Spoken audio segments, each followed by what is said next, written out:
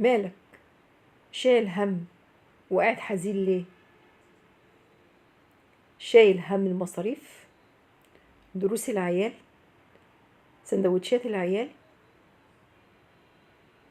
هو انت اللي بتدبرها؟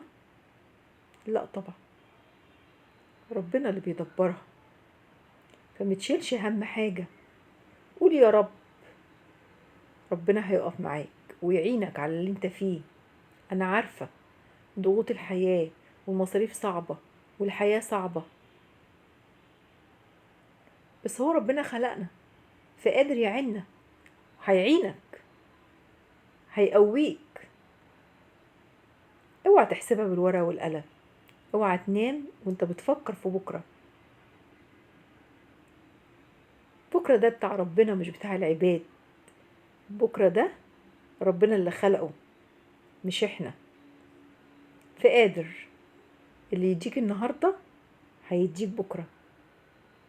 فتزعلش وتشيل الهم وتتعب وتعيا ويجيلك أمراض الدنيا.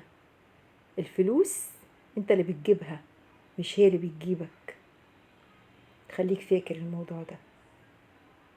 اوعى تزعل أبدا ولا تشيل الهم. قول يا رب افرجها، فرجه قريب واللي قصده لم يخيب.